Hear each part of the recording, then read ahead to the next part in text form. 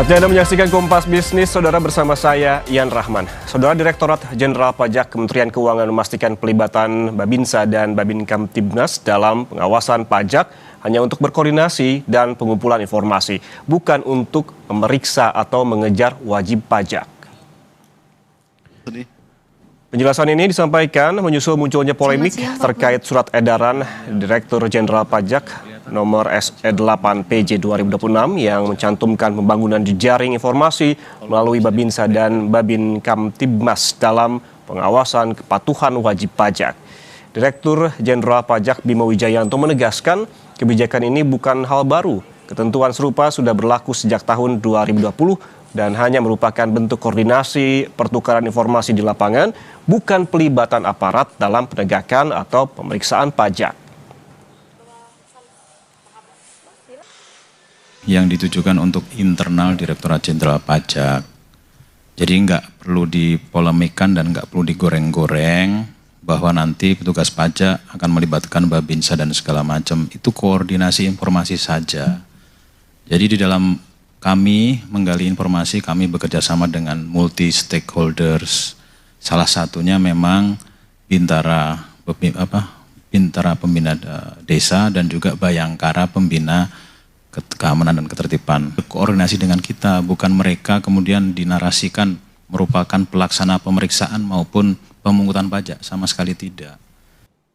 Sementara itu, Saudara, Ketua DPR Puan Maharani merespons langkah Direktorat Jenderal Pajak Kementerian Keuangan yang bakal melibatkan prajurit TNI dalam mengawasi kepatuhan pajak masyarakat. Puan mengungkapkan kekhawatiran hal ini akan malah menimbulkan ketidakpercayaan masyarakat. Puan mengingatkan agar pelibatan TNI dalam mengawasi pajak jangan malah membuat kepercayaan publik justru menurun. Menurut Puan, DPR melalui komisi terkait akan mendalami langkah pelibatan ini.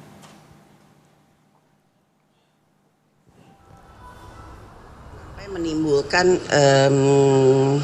ketidakpercayaan kepada masyarakat, karena kan beberapa waktu lalu pemerintah meminta kesadaran dari semua masyarakat untuk melaporkan pajaknya secara mandiri. Namun sekarang dilakukan hal tersebut. Jadi ini memang nanti di komisi terkait kami juga akan meminta keterangan terkait dengan hal itu, supaya kepercayaan dari masyarakat jangan kemudian menurun karena adanya paksaan atau hal lain yang membuat kesadaran masyarakat yang kemarin itu sudah mau melaporkan pajaknya secara mandiri kemudian menjadi berubah. Sedangkan Saudara, Ketua Komisi 11 DPR menyebut pelibatan TNI dalam pengawasan pajak harus dipikirkan lebih hati-hati. Ia menegaskan tugas-tugas administrasi pajak membutuhkan keahlian khusus yang berbeda dengan tugas anggota TNI. Jangan sampai kepercayaan publik justru menurun. Pajak itu mempunyai tugas yang sangat spesifik dan keterlibatan pihak. Menurut saya keterlibatan pihak non struktural di luar pajak itu harus hati-hati kita gunakan. Karena ini menyangkut masalah persepsi masyarakat. Kita yakin bahwa kepercayaan masyarakat terhadap Babinsa TNI, Babinsa Polri, Babin Kamtibmas itu mempunyai kepercayaan yang sangat tinggi.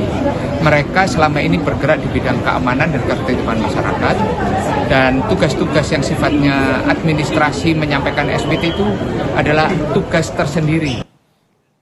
Saudara, pelibatan TNI Polri dalam pengawasan wajib pajak jadi polemik meski menurut Direktorat Jenderal Pajak Kementerian Keuangan perannya hanya untuk koordinasi dan pengumpulan informasi. Di sisi lain, dari Kementerian Keuangan penerimaan pajak pada semester 1 tahun ini belum mencapai 50% dari target. Lalu seberapa darurat upaya pelibatan TNI Polri perlu dilakukan untuk menggenjot penerimaan negara? Kita berbincang dengan Telisa Aulia Valianti, ekonom sekaligus guru besar Fakultas Ekonomi Bisnis Universitas Indonesia. Prof. Telisa, apa kabar? Ya, baik. Terima kasih. Sehat semuanya. Prof, ini kan informasi terbaru DJP libatkan TNI Polri dalam pengawasan kepatuhan wajib pajak untuk koordinasi dan pengumpulan informasi, itu yang disampaikan. Menurut Anda, seberapa tinggi urgensinya? Ya, Jadi mungkin kita perlu melihat dulu ya akar dan kemudian bagaimana solusi seperti itu. Jadi dari kedua sisi ya, kalau saya memandang dari sudut pandang DJP sebagai otoritas pajaknya, sama dari sudut pandang masyarakat seperti itu, dan dari sudut pandang kebijakan publik. Nah ini kita lihat dari tiga sudut pandang. Nah sebetulnya kan kita memang urgent untuk menaikkan dari tax ratio kan, karena memang kondisi kita, ruang fiskal kita yang terbatas intinya kan, kita ingin menaikkan tax ratio. Nah, apa upaya-upaya untuk tax ratio?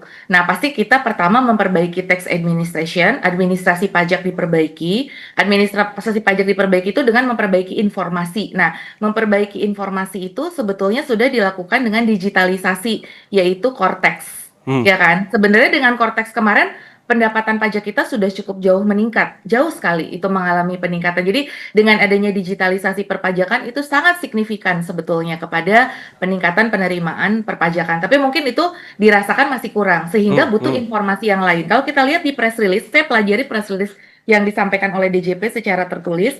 Dalam press release ini disampaikan bahwa membangun koordinasi kewilayahan dan informasi sebagai bagian dari pengumpulan data dan informasi perpajakan. Nah, yang mungkin perlu kita sadari ini data apa ya? Maksudnya dengan Babin Kamtibmas ini memang mereka pendamping masyarakat, mereka yang tahu wilayahnya, misalkan orang ini berwilayah di mana, di RT mana, RW mana, itu Babinsa kan memang biasanya melakukan pendampingan ya untuk keamanan, tapi dalam konteks keamanan seperti itu. Nah, apakah informasi yang seperti apa yang dibutuhkan oleh DJP kepada Babinsa atau Babin Kamtibmas ini, kayak gitu loh. Jadi itu yang kemudian akhirnya menimbulkan persepsi bahwa kepatuhan pajak ini diterjemahkan secara represif gitu ya. Artinya Prof. secara lebih pendekatan militer. Nah itu yang dikhawatirkan seperti itu. Prof, jadi perlu diperjelas dulu apa sih yang dibutuhkan gitu. Jadi artinya menurut Anda peran TNI Polri ini masih bisa diterima kalau hanya sebatas mendukung koordinasi atau pemetaan sosial? Iya, sekedar informasi saja ya. Jadi tadi tidak melakukan penagihan yang nanti khawatir masyarakat itu menjadi ketakutan dan sebagainya kan. Jadi lebih kepada informasi ketika ini. Karena kan gini ya, kadang-kadang memang sebetulnya Babinsa ini cukup dekat dengan biasanya RT RW ya. Biasanya mereka cukup dalam konteks keamanan koordinasi kan mereka koordinasi dengan RT dan RW. Jadi mungkin untuk melakukan semacam intelligence pajak juga gitu kan, ketika terutama di wilayah-wilayah yang mungkin sulit untuk dijangkau seperti itu, dan atau sangat costly apabila petugas pajak datang sendiri, mungkin seperti itu ya. Tapi kan setiap kantor cabang pajak itu, kantor wilayah kanwil pajak tuh biasanya punya info-info. Nah itu mungkin itu ya, tapi seberapa urgent itu juga, itu yang kami pertanyakan juga. Artinya bahwa apakah dengan digitalisasi itu tidak cukup seperti itu dengan data kependudukan, dan kemudian kenapa koordinasinya tidak dengan RT RW seperti itu dibandingkan dengan Babin Kamtibmas? Karena kan gini, kalau dengan instrumen-instrumen sipil, kelurahan, kecamatan itu lebih sifatnya administratif, sehingga karena kan lurah dan camat yang lebih tahu tuh penduduknya seperti apa. Nah sekarang kalau dalam konteks nanti dia sudah masuk kepada ranah pidana, misalkan ada penunggakan pajak dan lain sebagainya, disitulah aparat penegak hukum datang terlibat, dan aparat penegak hukumnya apakah tepat TNI, karena sebetulnya ada peran Polri juga. Nah kayak gitu-gitu. Jadi memang perlu diurai dulu apa sih sebenarnya kebutuhan informasi semacam apa, apakah tidak cukup dengan aparat sipil yang sudah ada seperti kelurahan atau kecamatan. Tapi apapun alasannya, tentunya ini yang kita lihat ataupun bisa diasumsikan adalah upaya pemerintah untuk memperbesar penerimaan negara begitu. Kalau kita lihat terkait dengan pelibatan TNI dan Polri ini, menurut Anda seberapa besar sih langkah ini akan memperluas basis pajak dan juga penerimaan negara? Kita lihat dari data ini, Prof, terkait dengan penerimaan pajak hingga 30 Juni 2026 ini tumbuh 24,6%, memang ini sebesar 1.035,7 triliun rupiah begitu. Dan jumlah ini setara 43,9% dari target begitu. Apakah ini artinya kan memang belum 50% begitu selama semester 1. Apakah ini Anda melihatnya ini dalam bentuk kejar target, Prof? Iya, bisa jadi itu efektif koordinasi yang dilakukan tuh harapannya kan bisa mencapai target dengan lebih baik ya. Jadi cuma sekali lagi kita kan perlu belajar dari negara lain juga ya, best practice-nya. Jadi di OECD itu biasanya di negara-negara maju yang pajaknya sudah baik, itu memang ada upaya-upaya yang dilakukan. Mereka biasanya dengan digitalisasi, terus peningkatan kapasitas dari aparat pajak sendiri.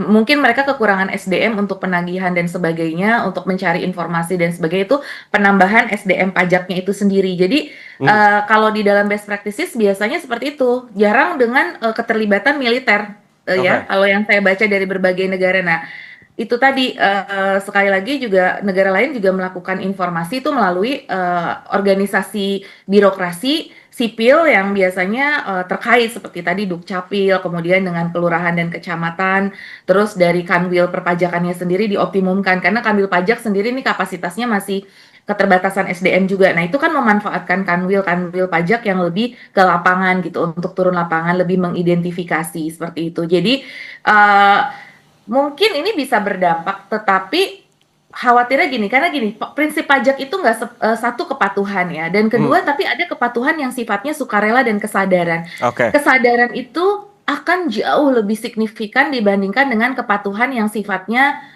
militeristik ya, atau kepatuhan yang berbasis keamanan kan. Ini kan kepatuhan yang dengan cara seperti ini kalau misalkan aparat dilibatkan, itu kan kesannya kepatuhan yang berbasis kepada keamanan, bukan kepatuhan sukarela. Padahal secara teori ataupun empiris, itu banyak riset yang menunjukkan bahwa kepatuhan secara sukarela, kalau masyarakat sadar bahwa oke, saya mendapatkan benefit nih sebagai warga negara, saya mendapatkan BPJS, saya mendapatkan bansos, saya mendapatkan berbagai fasilitas, saya fasilitas publik bagus gitu kan, itu dia akan sadar untuk membayar pajak. Oh, aparat pajaknya bersih, aparat negara bersih, dia percaya, wah saya akan terlibat dalam pembangunan. Nah, itu jauh akan lebih efektif dibandingkan dengan kepatuhan yang bersifat represif gitu. Nah, itu yang karena gini, pelibatan ini dianggap ada represivitas, walaupun di dalam press release tidak ke situ, hanya ke informasi. Tapi kan masyarakat punya persepsi sendiri. Masa sih pelibatan ini hanya sekedar informasi? Karena kalau informasi, kenapa nggak Kementerian Komunikasi dan Informasi, atau kenapa nggak Dinas Informasi, atau nggak kelurahan dan kecamatan, misalkan kalau sekedar informasi seperti itu. Jadi kesannya pelibatan TNI ini akan kepada penegakan hukum atau kepada sifatnya kepatuhan yang cenderung berbasis keamanan seperti itu. Terkait dengan kepatuhan ini akan lebih efektif bila memang lebih ke kesadaran dibandingkan tindakan-tindakan di luar tersebut, begitu ya, Prof ya. Kemudian berbicara soal pendekatan begitu, sebetulnya kalau kita melihat pendekatan ini tentunya ada risikonya. Apa risikonya jika tidak dilakukan dengan hati-hati, Prof? Namun kita bahas usai jeda. Tetaplah bersama kami di Kompas Bisnis.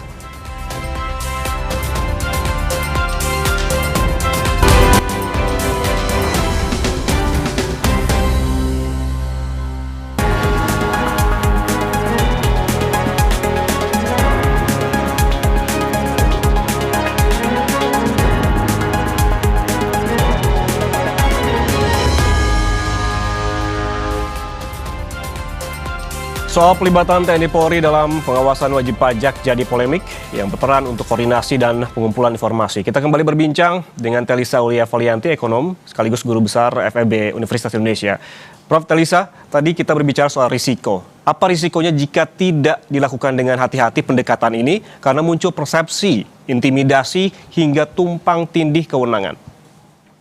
Ya, ini memang persepsi ya. Jadi dalam komunikasi kebijakan tidak dihindarkan adanya persepsi. Meskipun sebenarnya dengan press release ini disampaikan bahwa masyarakat tidak perlu takut, tidak perlu khawatir, bahwa ini akan lebih kepada koordinasi yang sifatnya teritorial atau kewilayahan, pendekatan yang berbasis kewilayahan untuk lebih mengetahui profil-profil di masing-masing daerah yang itu mungkin di dalam general cortex mungkin tidak terlihat atau seperti apa untuk melengkapi data.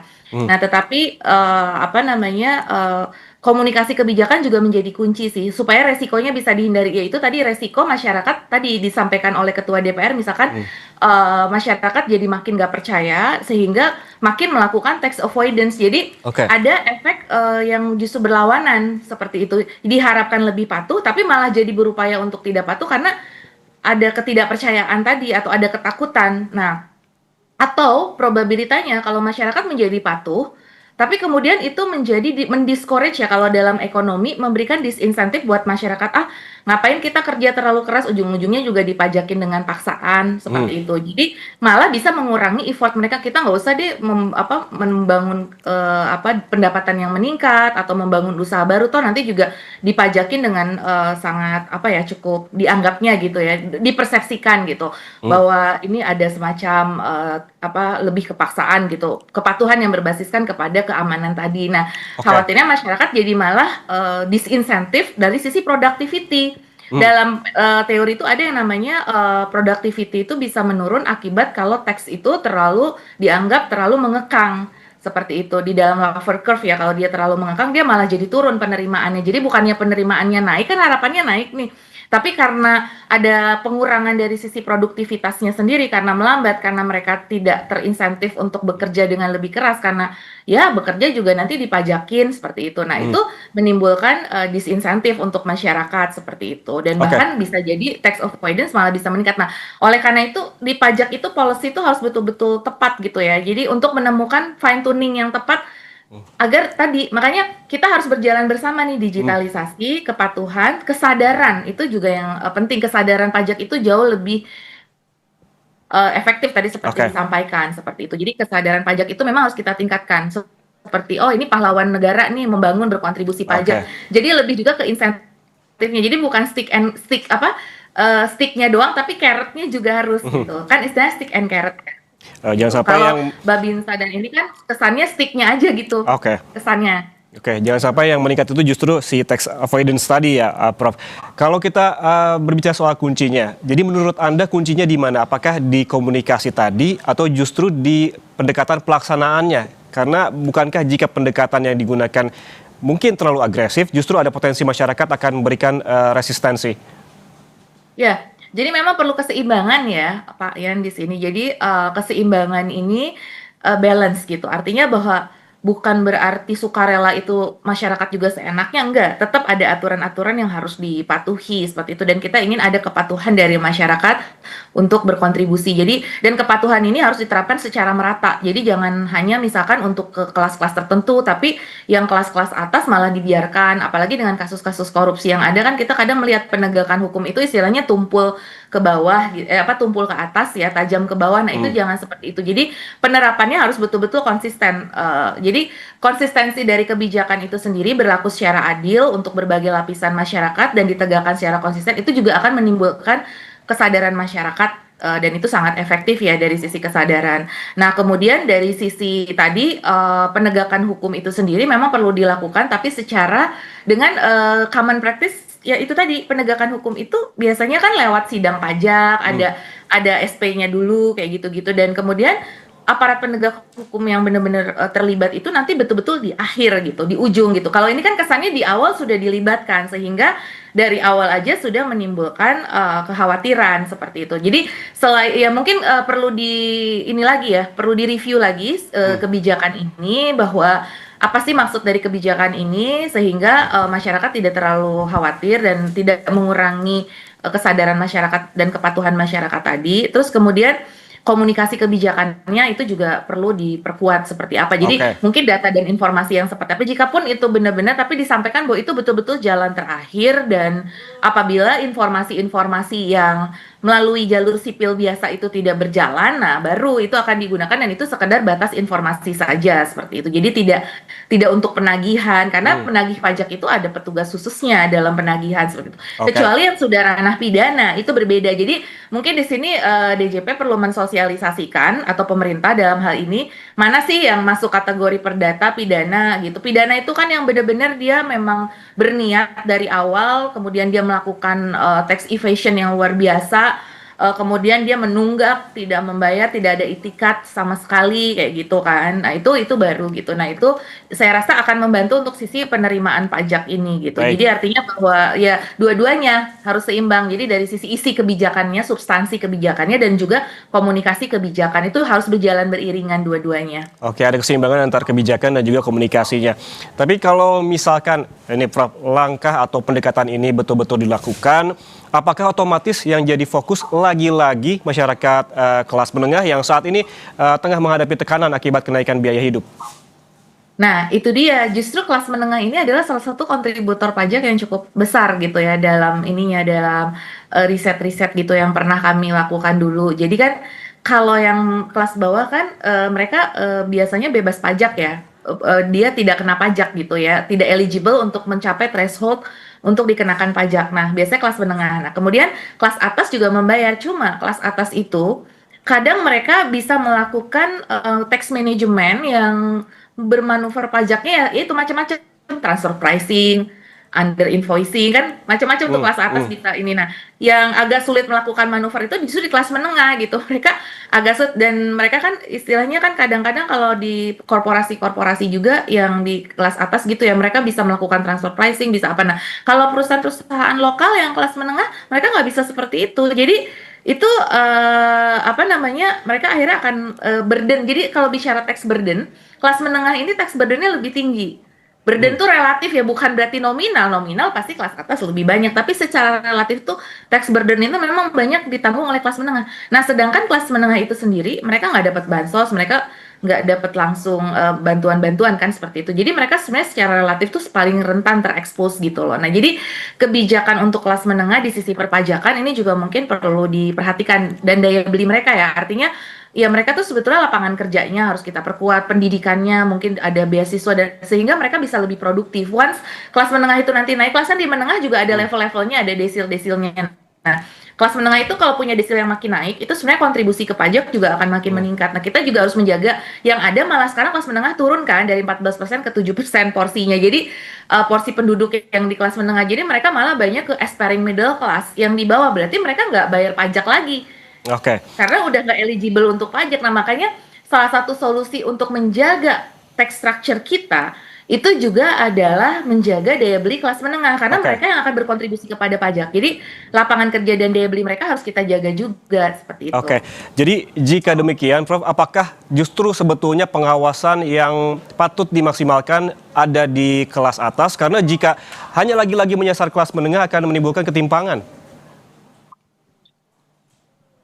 Iya, iya sebenarnya pengawasan seperti tadi kami sampaikan ya, itu perlu seimbang. Semua warga negara itu punya hak yang sama, hak dan kewajiban yang sama. Artinya keadilan itu ada.